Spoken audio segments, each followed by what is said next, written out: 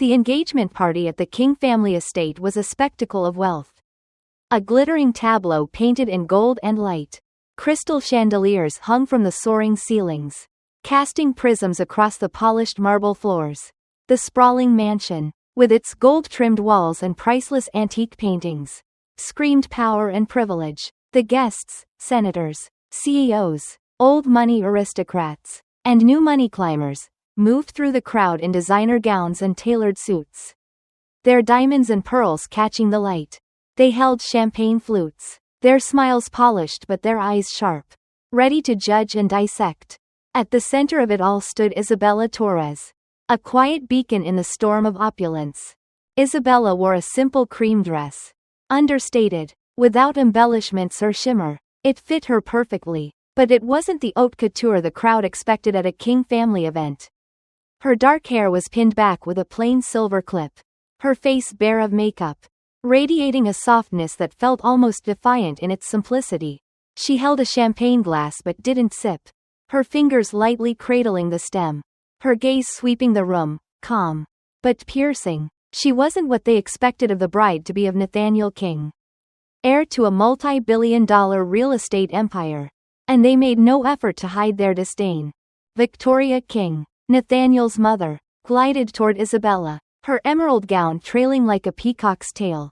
At 55, her face was taut from surgery, her smile cold, never reaching her eyes. She stopped in front of Isabella, her voice loud enough for nearby guests to hear. "Sweetheart, that dress," she said, her lips curling into a mockery of kindness. "It's just not up to our standards. Did you pick it up at a thrift shop?" Laughter rippled through the crowd, sharp and biting, like pebbles skittering across ice. A man in a bespoke suit leaned toward his wife, muttering just loud enough, "She looks like she wandered in from a bus stop." Isabella didn't flinch, her fingers tightened slightly on her glass, but her face remained serene, as if the insults were nothing more than a passing breeze. She didn't respond, and her silence seemed to grate on Victoria, who turned to a woman nearby and said, "Imagine my son with someone so ordinary." The crowd's laughter grew bolder, a cold wave meant to drown Isabella in their scorn. Another woman, in a sleek black gown with gleaming pearls, approached with a pitying smile. A distant King cousin, known for her venomous wit at charity galas. She tilted her head. "Oh, darling, you must tell us where you shop," she said, her voice dripping with false sweetness. "I could use a laugh."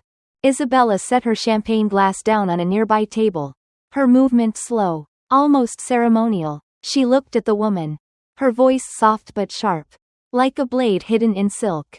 "I shop where people don't need to buy their confidence." The cousin's smile froze, and a few guests shifted uncomfortably. But the moment passed as laughter swelled again, as if they refused to acknowledge the sting. A young man, one of Nathaniel's friends, with slicked back hair and a flashy watch, decided to join in. He held up a salad fork like a trophy, his voice carrying across the room. "Hey, Isabella, do you even know how to use one of these?" The crowd roared, and he grinned, basking in their approval. Isabella turned slowly, her eyes locking onto his. She picked up a fork from the nearest table, twirled it once in her fingers, and set it down with a soft clink. "I know enough to eat without making a scene," she said, her voice so calm it seemed to suck the air out of his bravado. The laughter faltered, but another voice quickly filled the silence. A woman in a red dress, her perfume overpowering, leaned toward her friend and whispered, "Look at her shoes, scuffed. She doesn't belong here." A man with a loud tie and an even louder laugh chimed in. "Victoria will have her out before the wedding."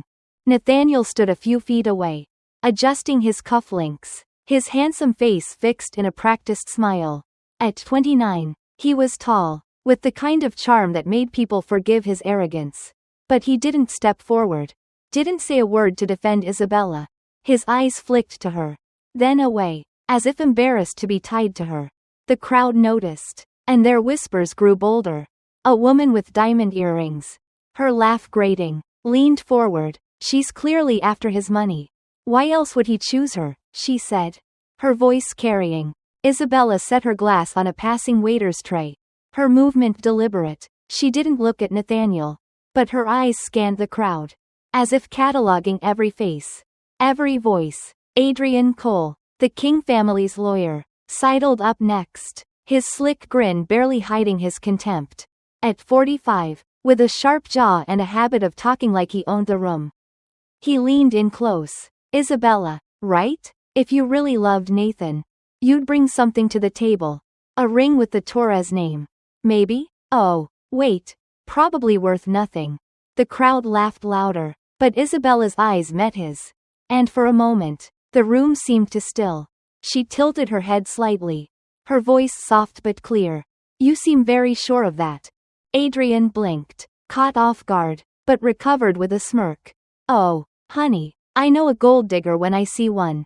The words hung in the air, sharp and ugly, and the guests ate them up, their whispers growing vicious. Isabella didn't respond immediately. Her hand brushed the edge of her small clutch, her fingers lingering as if grounding herself.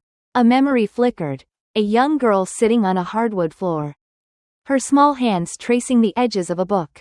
Her father, with kind eyes and a stern voice, knelt beside her. You don't need to shout, Isabella, he said, his hand on her shoulder. You don't need to prove anything. Just be. The memory faded as light from a passing car outside caught her eye, a black sedan. Understated but powerful, like the one her father used to drive. Isabella blinked, returning to the buzz of the party, the weight of 100 judgmental eyes pressing down. Victoria circled back, her voice dripping with false pity. Dear, you must feel so out of place. Why don't you sit in the corner? Less noticeable. Isabella's gaze flicked up, steady and unyielding. I'm fine where I am, she said, her voice low but firm. The room paused, just for a second, before the laughter resumed, but in Isabella's eyes, a quiet fire burned, unnoticed by the crowd. The air in the King family's ballroom grew thicker, charged with the electric hum of judgment and whispered cruelty. The chandelier light flickered, casting jagged shadows across the faces of the guests, their polished exteriors barely masking the delight they took in tearing Isabella Torres apart. She stood in the center of it all, her cream dress a quiet rebellion against the glittering excess around her. Her hands rested lightly on her small clutch, her posture straight but not rigid, like the lighthouse weathering a storm. The insults came faster now, each one sharper, as if the crowd sensed they could break her if they pressed hard enough. But Isabella's calm was unshakable, her silence a weapon they didn't yet understand. A young woman, a distant cousin of Nathaniel's with glossy lips and a cruel smile, stepped forward, her heels clicking on the marble floor. She was barely out of her 20s, her designer gown shimmering under the lights, her confidence fueled by the crowd's approval. You know, Isabella, she said, her voice loud enough to draw attention. You're brave to show up looking like that. Most girls would have at least tried. Her friend snickered, and the crowd leaned in, eager for Isabella's reaction. Isabella's fingers twitched, as if reaching for something in her clutch. But she stopped herself. She looked at the woman, her eyes calm but piercing, like a blade catching the light. Tried what, exactly? She asked, her voice soft but weighted, like a stone dropped into still water. The cousin faltered, her smile slipping, but the crowd's laughter quickly filled the gap, urging her on. Victoria King seized the moment, her emerald gown catching the light as she raised her glass, her voice cutting through the chatter like a whip. To my son's future, she declared, her eyes locked on Isabella, and a bride who will learn her place. The toast drew cheers, a wave of mocking applause that echoed off the gold-trimmed walls. Isabella didn't move. She stood there, her face unreadable, as if waiting for a signal only she could hear. The crowd took her silence as weakness, their whispers growing bolder. She's a nobody, one guest muttered. Nathan's slumming it, another added, his Rolex glinting as he swirled his whiskey. Nathaniel, still a few feet away, adjusted his tie, his practiced smile faltering. His eyes darted to Isabella, then to his mother, then back to the floor. He was 29, with the kind of effortless charm that opened doors and closed deals. But tonight, he was a bystander in his own engagement party. His silence was louder than the crowd's taunts, a betrayal that hung heavy in the air. Isabella's jaw tightened for a fleeting moment before she smoothed it out. Her composure a shield. A memory flickered, a young Isabella. No older than 10, sitting in her father's office. His desk was cluttered with papers. But his eyes were on her. Steady and warm. You don't need their approval, Bella, he said, handing her a plain silver pen. You carry your own worth. She clutched the pen, her small hands trembling with the weight of his words. Now, in the ballroom, her fingers brushed the same pen inside her clutch. A quiet anchor in the storm. Adrian Cole, the King family's lawyer, wasn't done. Emboldened by the crowd, he leaned in again, his slick grin dripping with condescension. Nathan, she's cute, but she's dragging you down, he said, loud enough for everyone to hear. No pedigree, no connections. Nathaniel let out a nervous laugh, rubbing the back of his neck. Come on, Adrian, give her a break, he said, but his words were weak, half-hearted, and the room knew it. The guests exchanged glances, their smirks widening. Isabella's eyes scanned the crowd, as if counting every face, every voice. Then she spoke, her voice steady, cutting through the noise like a knife. You talk a lot about connections. What are yours worth? The question hung in the air, unanswered. As Adrian's smirk faded, the crowd shifted, uneasy, but no one stopped. They were too caught up in their own game, too drunk on their own cruelty.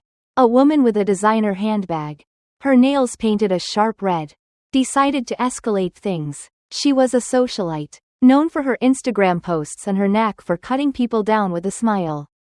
Isabella, honey, she said, her voice syrupy with malice. Do you even have a job? Or are you just planning to live off Nathan's trust fund? The question drew gasps and giggles. And Nathaniel shifted uncomfortably, avoiding Isabella's gaze. Her hand rested on the edge of a table, her fingers tapping once, twice, like a metronome keeping time. She looked at the woman, her voice even. I work for what I have. Can you say the same? The socialite's smile tightened, and she tossed her hair. But the crowd's laughter was less certain now. A few guests exchanging uneasy glances. Victoria took the stage next, her voice booming over a microphone she'd grabbed from a nearby stand. Let's talk about the future of the King family, she said, her eyes gleaming with pride. We've just secured a $950 million deal with Torres Global Tech, run by some mysterious CEO who never shows his face.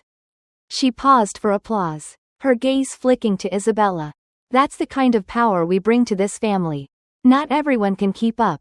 The dig was unmistakable, and the guests laughed, their eyes darting to Isabella, expecting her to shrink. She didn't. Instead, she raised her brows just slightly and lifted her glass, her voice cutting through the noise. A deal with whom? She asked, her tone so calm it seemed to unnerve the room. Adrian jumped in, eager to flex his knowledge. Torres Global Tech, the biggest tech conglomerate in the country. You wouldn't know them. Isabella's lips curved into a faint smile, almost imperceptible. She took a sip of her champagne, and the crowd missed it entirely, too busy mocking the foolish bride. A man in a pinstriped suit, a hedge fund manager with a reputation for arrogance, decided to push further. He stepped close to Isabella, his voice loud and patronizing. I've seen girls like you before, he said, gesturing to the room as if it were his kingdom. They think they can sneak into our world, but they always crash and burn. Isabella's eyes flicked to his, her expression unreadable. She reached into her clutch, pulling out a plain silver pen, and twirled it between her fingers. Some of us don't need to sneak, she said, her voice low but steady. The man laughed, but it was forced, and a few guests nearby fell silent, watching her closely. The pen caught the light, and for a moment, it seemed to carry more weight than the room itself. A new face joined the fray, a woman in a silver gown.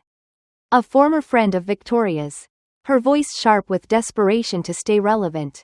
You'll always be an outsider, she said, her eyes narrowing. No amount of nerve will change that.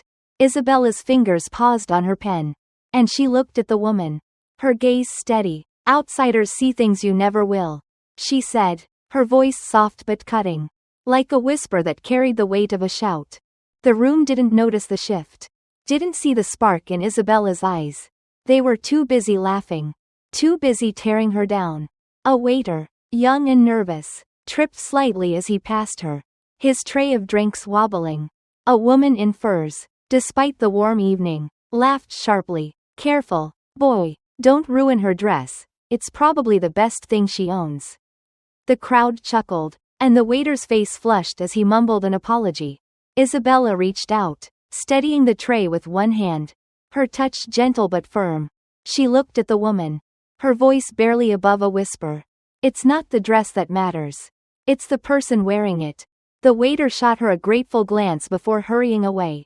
But the woman in furs just scoffed. Turning to her friends, she's got a mouth on her. I'll give her that. Isabella's lips pressed into a thin line. But she didn't respond further. Her eyes scanned the room again, memorizing every face, every slight. The party dragged on, the insults growing sharper, but Isabella moved through it like a shadow. Her presence quiet but unshakable. She was waiting, her silence a promise of something yet to come. The ballroom pulsed with a frenetic energy, the air thick with the scent of expensive perfume and the sting of veiled insults. The King family's engagement party had morphed into a public trial, with Isabella Torres as the defendant, standing alone in her simple cream dress under the weight of 100 scornful gazes. The chandelier light caught the silver clip in her dark hair, casting a faint glow that seemed to mock the glittering excess around her. The guests, emboldened by their own cruelty, circled like vultures, their laughter a weapon meant to break her. But Isabella stood firm, her hands folded neatly in front of her, her calm a silent defiance that unnerved those who noticed. A man in a velvet jacket, his face flushed with too much whiskey, bumped into Isabella as he passed, spilling a splash of his drink onto the marble floor. Watch it, sweetheart, he snapped, brushing past her as if she were nothing more than an inconvenience. Isabella stepped back, her movements graceful, almost deliberate, and set her clutch on a nearby table. Her fingers lingered there, brushing the edge of a small card inside, a plain white business card with the Torres Global logo embossed in understated black. She didn't pull it out.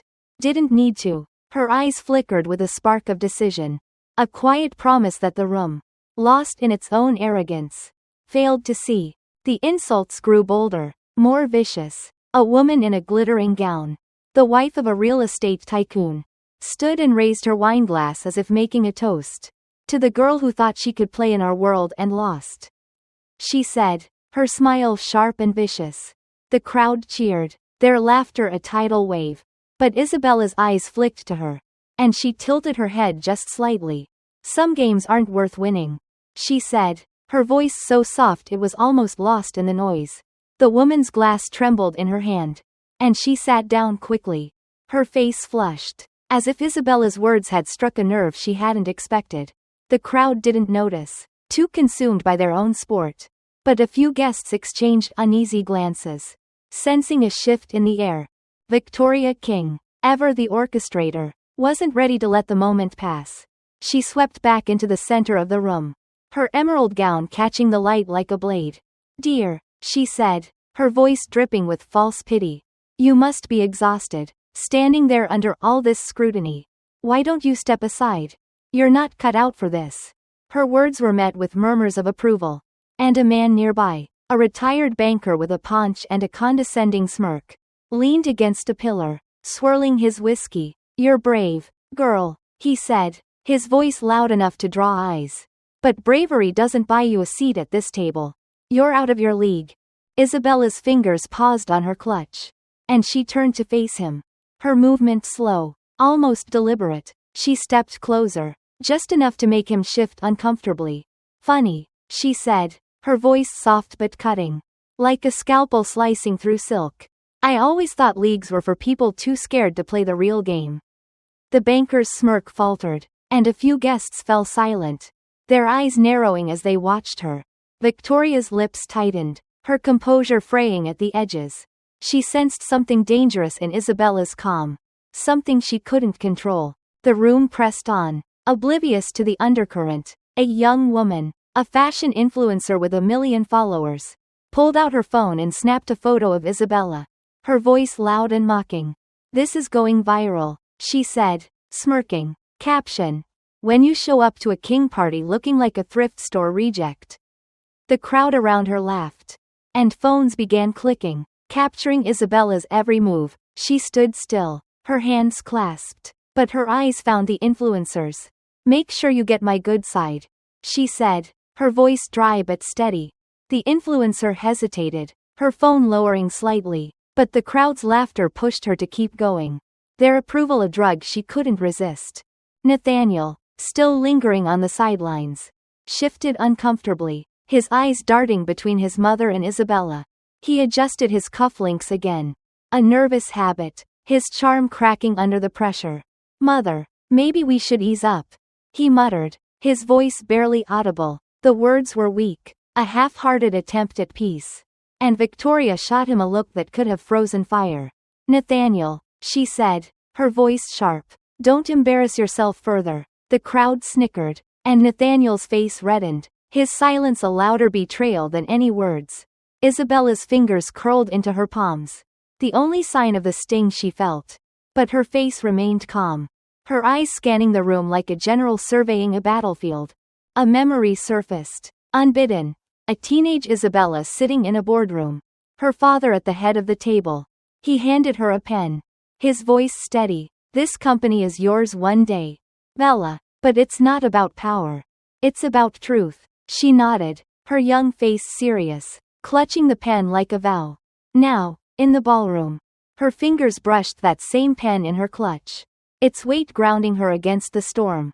The memory faded, replaced by the buzz of the party, the weight of 100 eyes, and the relentless barrage of insults. A man in a bow tie, a tech mogul who'd made his fortune in startups, leaned toward his wife, his voice carrying across the room. I bet she's never even been to a boardroom, he said, chuckling. Probably thinks a merger is something you order at a diner. The laughter spread, and Isabella's hand paused mid-motion, as if she'd been about to adjust her dress but stopped. She turned her head slightly, her eyes locking onto his. I know a bad deal when I see one, she said, her voice so quiet it barely reached him. But the words hit like a dart. The mogul's chuckle died in his throat, and he looked away, pretending to check his phone. The crowd didn't notice, too busy piling on with their own jabs. Then, a new voice cut through the noise. A man in a pinstriped suit, a hedge fund manager with a reputation for arrogance, stepped forward, his voice dripping with condescension.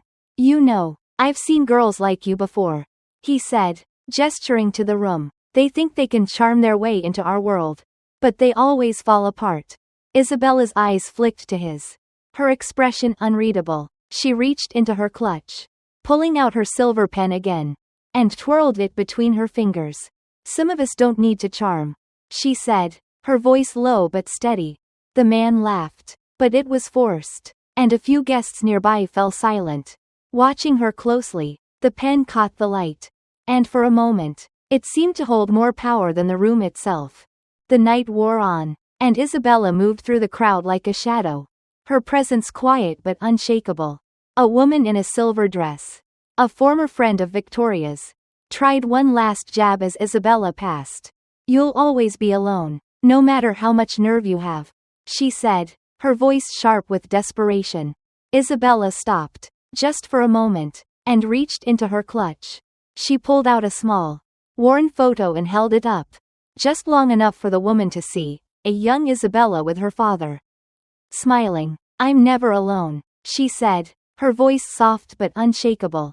Before tucking the photo away and continuing her walk, the woman's face crumpled, and the crowd fell silent for a moment, the weight of Isabella's words settling over them like dust. Isabella's fingers closed around her phone, her thumb hovering over the screen. She was done waiting. The room didn't see it, didn't feel the shift, but Isabella's calm was no longer just a shield, it was a weapon. Primed and ready, the wedding day dawned bright and relentless, transforming the King estate into a lavish spectacle of white roses and silk draperies. A massive tent, capable of housing 1,000 guests, sprawled across the manicured lawns, its peaked roof adorned with cascading floral arrangements that cost more than most people's annual salaries. The air hummed with anticipation. the scent of fresh blooms mingling with the subtle perfume of wealth. Guests arrived in chauffeured limousines, their attire a symphony of designer labels and heirloom jewels, ready to witness what they believed would be the union of two worlds, one of privilege and one of presumed desperation. At the altar, Isabella Torres stood poised, her simple ivory dress hugging her frame without fanfare. No veil, no extravagant jewelry, just her unadorned self radiating a quiet strength that clashed with the opulence around her. The priest began the vows, his voice steady and solemn, echoing through the tent. But before Nathaniel could respond, Victoria King rose from her front row seat, her face a mask of feigned indignation, her diamond necklace glittering like shards of ice. "Before my son agrees," she declared, her voice booming across the assembled crowd. "Tell us, Isabella, how much wealth does your family even have?" The words sliced through the air, and the guests erupted in laughter. A cruel chorus that rippled through the tent. A woman in a feathered hat leaned forward, her voice sharp. "Yeah, what's she bringing to the table?" "Nothing." Another voice, mean and unyielding, added, "She's not fit for this house." Isabella stood still, her hands clasped in front of her, her eyes steady as the laughter washed over her. She didn't flinch, didn't lower her gaze. A young woman, the fashion influencer from the engagement party, pulled out her phone again, snapping photos with a smirk. "This is going viral," she said loudly, her fingers flying across the screen. Caption: "When you show up to a king wedding looking like a thrift store reject." The crowd around her chuckled, more phones emerging to capture the moment, turning Isabella's humiliation into digital fodder. She met the influencer's eyes, her voice dry but unwavering. "Make sure you get my good side," she said, echoing her words from before. The influencer paused, her confidence wavering for a split second, but the crowd's encouragement spurred her on. Nathaniel shifted on his feet at the altar, his tailored tuxedo suddenly seeming too tight, his handsome face flushed with discomfort. His eyes darted to his mother, then to Isabella, a flicker of uncertainty crossing his features. "Mother, maybe you're right," he whispered, his voice barely carrying, but loud enough for those nearby to hear. The betrayal landed like a physical blow, visible in the subtle curl of Isabella's fingers into her palms. But her expression remained composed. A mask of steel. Victoria pressed on, her voice triumphant, amplified by the tense acoustics. "This marriage would be a stain on our name." The guests nodded in agreement, their whispers escalating. "She's a nobody," one said. "Nathan deserves better," another chimed in, their words fueling the fire. Isabella's eyes turned cold, like polished steel under the midday sun. She didn't cry, didn't waver. Her silence spoke volumes, a quiet thunder that the crowd mistook for defeat. A man in a bow tie, the tech mogul from the party, leaned toward his wife again, his voice carrying, "I bet she's never even been to a boardroom." He chuckled, "Probably thinks a merger is a fast food combo." The laughter swelled, and Isabella's hand paused, as if adjusting her dress. But she stopped, turning her head slightly to lock eyes with him. "I know a bad deal when I see one," she said quietly, her words a precise arrow that silenced his mirth. He coughed, looking away, but the crowd barreled on, oblivious. Then, Isabella moved, with deliberate grace. She stepped forward, her heels clicking softly on the polished wooden platform of the altar. She took the microphone from the priest's hands, her voice calm and deliberate, like a judge delivering a verdict. "Thank you all for showing me your true faces," she said, her words echoing through the tent. "This wedding ends here." The tent exploded in gasps and murmurs, a shockwave rippling through the guests. Nathaniel's face went crimson, his eyes widening in disbelief. "How dare you insult me in front of everyone?" he shouted, stepping toward her, his composure shattering. Isabella didn't back down. She met his gaze, her voice like ice. "I'm not running away," she said. "I'm canceling it." The crowd burst into laughter, thinking she had finally cracked under the pressure. "She's insane," a man muttered. "Lost her golden ticket and now pretending to have pride." A woman sneered, her pearls clinking as she shook her head. Isabella didn't respond. She turned slowly, her movements sure, and walked toward the edge of the altar. Victoria wasn't finished. She stepped forward, her voice venomous. No house. No fortune. You think leaving us means anything? Adrian Cole, standing nearby, smirked, his slick confidence intact. Torres Global is tied to that $950 million deal with the King Group. Without us, she has no future. Nathaniel joined in, his voice bitter and loud. Without me, you're nothing. The guests piled on, their voices a cacophony of cruelty. She's just a failure playing proud. One said. Isabella's hand slipped into her clutch, her fingers brushing her phone. She didn't look at them. Her face calm, her eyes focused on something beyond the tent. As if seeing a future they couldn't imagine. A memory flashed, a young Isabella in her father's office, staring at a framed photo of them together. He hugged her, his voice soft. You're enough, Bella, always. The feeling lingered, steady and warm, grounding her as the insults flew. A woman in a glittering gown, the real estate tycoon's wife, added her voice, raising her glass mockingly, to the girl who thought she could play in our world and lost. The crowd cheered, but Isabella tilted her head, her voice soft. Some games aren't worth winning. The woman's hand trembled, and she sat down, flushed. Isabella's fingers closed around her phone, her thumb hovering over the screen, a quiet promise in her steady grip. She pressed a button, and the giant screen behind the altar flickered to life. A bold, official statement appeared. Torres Global Tech terminates $950 million contract with King Group due to fraud and disrespect. The tent fell silent, a vacuum of shock sucking the air from the room. Adrian's face drained of color, his smirk vanishing. Victoria's hand flew to her chest, her rings glinting as she trembled. Nathaniel collapsed into a chair, his mouth agape. The crowd gasped, their whispers turning frantic. What? She's Torres Global? Isabella stepped forward, her voice even, unshaken. I don't need this family. I am Isabella Torres, the CEO you mocked. The words landed like a hammer, shattering the illusion, and the room descended into chaos. Victoria fell to her knees, her voice shaking. Forgive us. It was a misunderstanding. Restore the contract. Adrian, sweating profusely, stepped forward. We can renegotiate. Just overlook our mistake. Nathaniel grabbed her hand, desperate. I'm sorry. I still love you. Even the guests flipped, their voices syrupy with false admiration. We've always admired you, one said, their hypocrisy thick in the air. Isabella looked at them, her eyes distant, as if peering through fog. She pulled her hand free from Nathaniel's grip, her movement slow and final. She didn't speak, her silence said it all. A man in the back, a minor investor in the King Group, tried to salvage his dignity. He stood, his voice loud but shaky. You think you can just walk away and ruin us? You'll regret this. Isabella paused at the edge of the altar, turning her head just enough for him to see her profile. Regrets are for people who make bad choices, she said, her voice calm but final. The man sat down, pale, as whispers of panic spread. Phones buzzed with notifications, stock alerts, news updates, the King Empire crumbling in real time.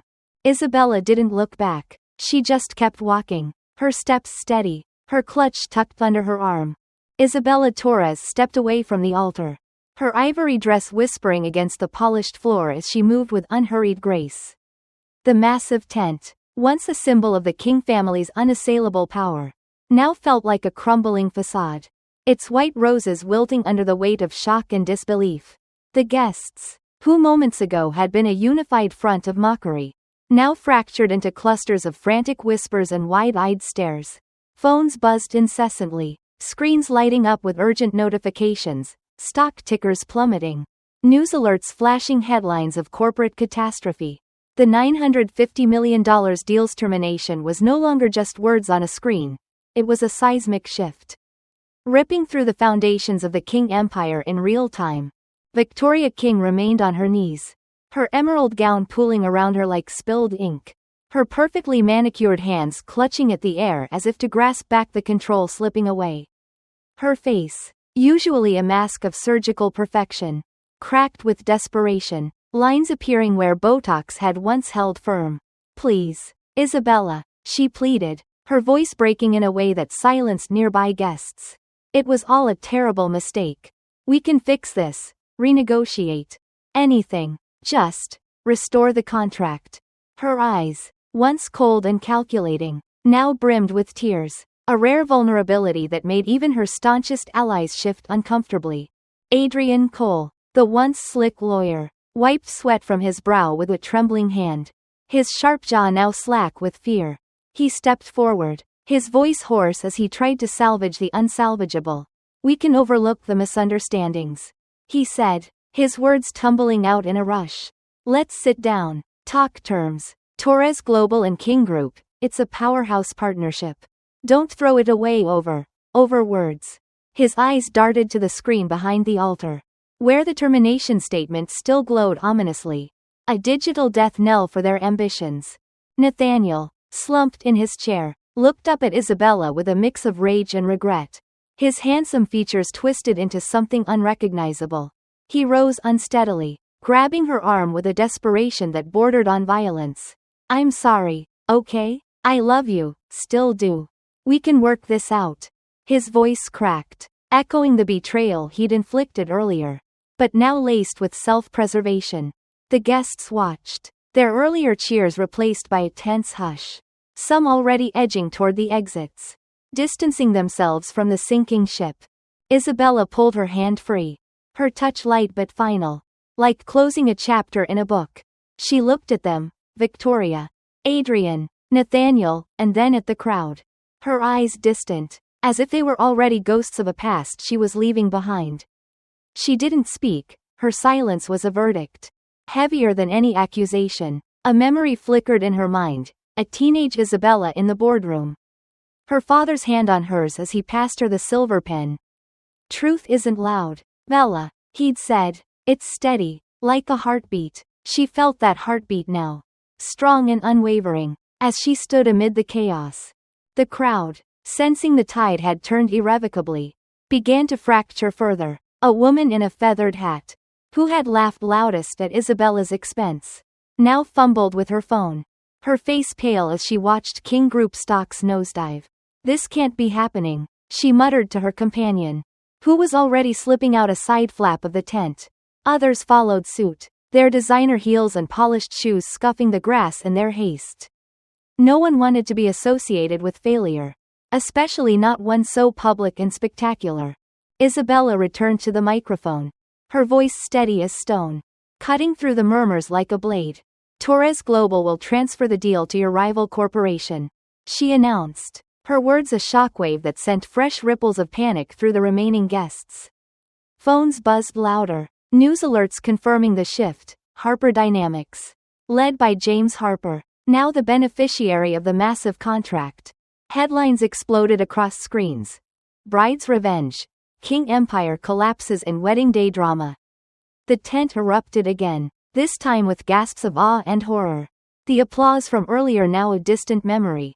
Nathaniel staggered forward, his face contorted with fury.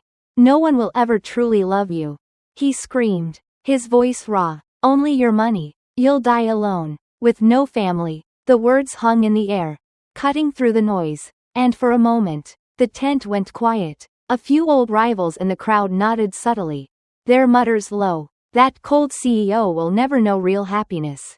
One whispered. Isabella's fingers paused on her clutch, her eyes flickering with something raw, a glimpse of the human beneath the armor. But she didn't respond. Instead, she turned, her heels clicking as she walked toward the exit, each step a declaration of independence.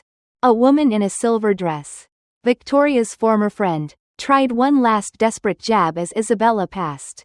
You'll always be alone, no matter how much money you have, she said, her voice sharp but trembling.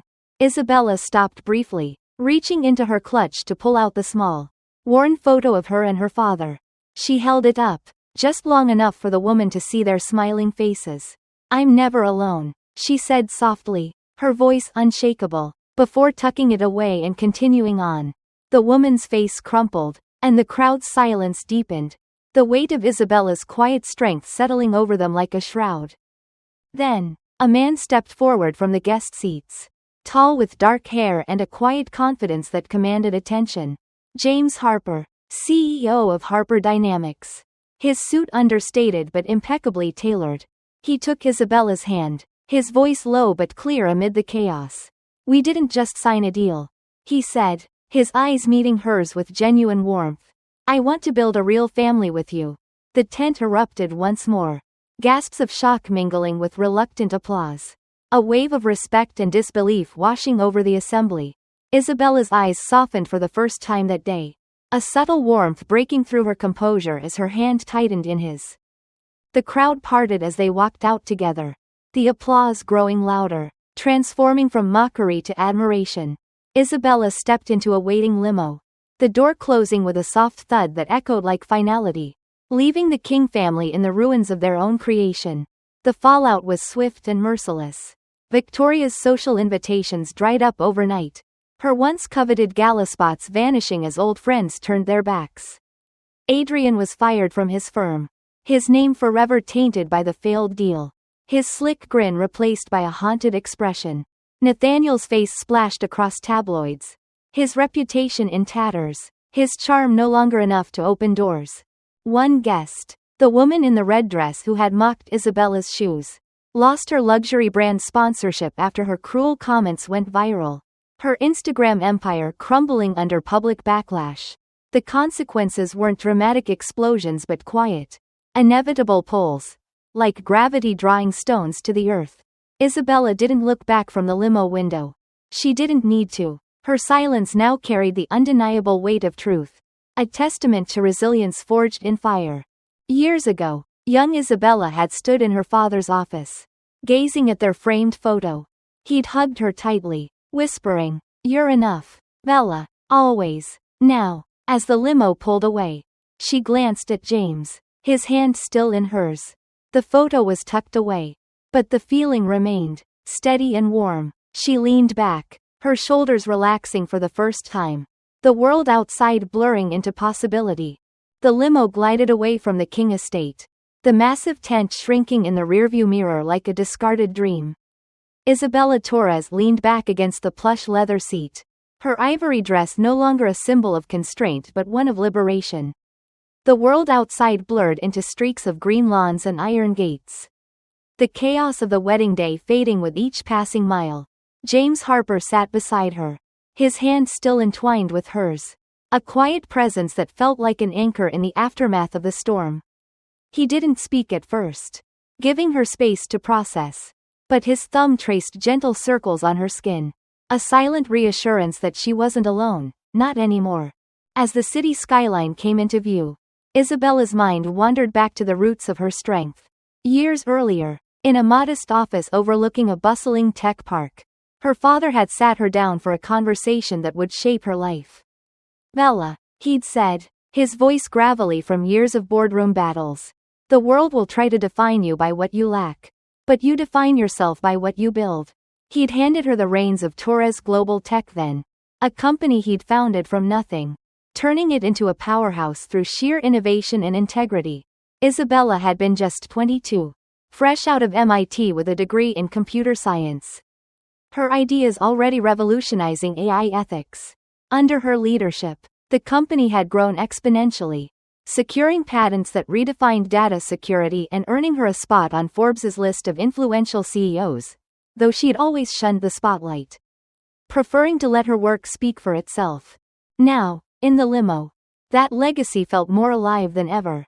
James turned to her, his dark eyes warm. "You were incredible back there," he said softly, "not just the reveal, the way you held your ground.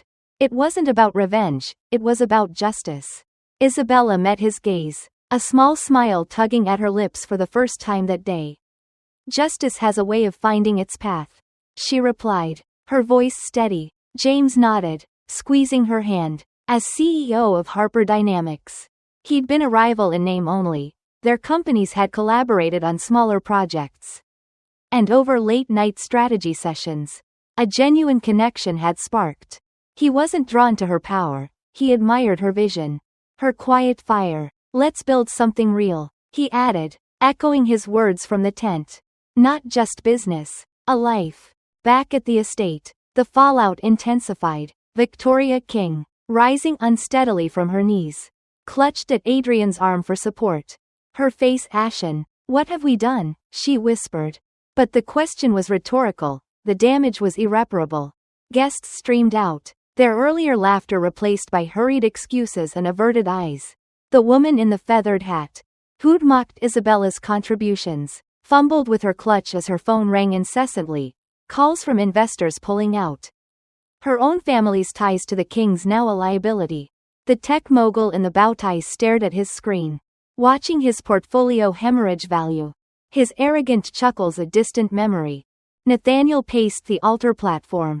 His tuxedo rumpled, his charm evaporated. Tabloid photographers, tipped off by viral posts, swarmed the gates, capturing his downfall in high definition. "She can't do this," he muttered, but deep down, he knew she already had. His trust fund, once a safety net, was now entangled in the collapsing empire. Legal battles looming as fraud allegations, uncovered by Isabella's team during due diligence, surfaced. Adrian, ever the opportunist, slipped away quietly, his phone already buzzing with headhunters. But his reputation was scorched. No firm would touch him now. The consequences rippled outward, subtle but profound. The fashion influencer, whose viral posts had fueled the cruelty, watched her follower count plummet as backlash mounted. "Hypocrite," the comments read, her sponsors dropping her like a hot coal. The real estate tycoon's wife, who'd raised her mocking toast, faced a social exile. Invitations to elite events vanished. Her glittering gown destined for the back of a closet. Even minor players felt the sting. A waiter from the party, the one Isabella had steadied, shared his story online, praising her kindness amid the venom, turning public opinion firmly in her favor. Isabella, meanwhile, arrived at Torres Global's headquarters. A sleek glass tower that symbolized innovation over ostentation. Employees buzzed with excitement. News of the deal transfer had spread like wildfire, boosting morale and stock prices. She stepped into her office, James by her side, and for the first time, allowed herself a deep breath. The worn photo of her and her father sat on her desk. A reminder of the foundation she'd built upon. "He'd be proud," James said, noticing her gaze. Isabella nodded, her eyes misting briefly. "He taught me that true power isn't in destruction, it's in creation."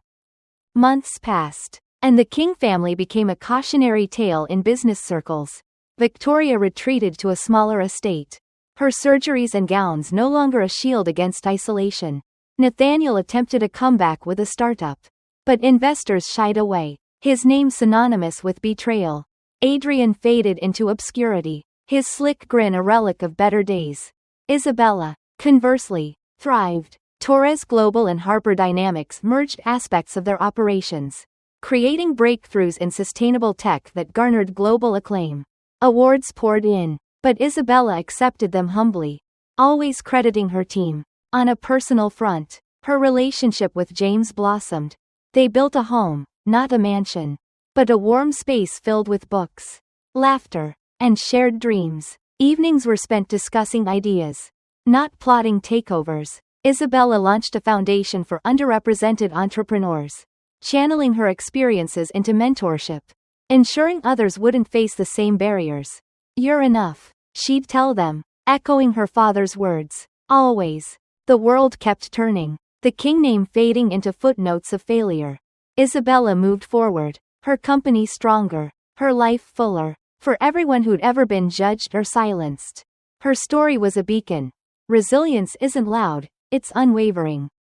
The fight is yours, steady and true. Where are you watching from? Leave a comment below and hit follow to walk through heartbreak, betrayal, and healing together.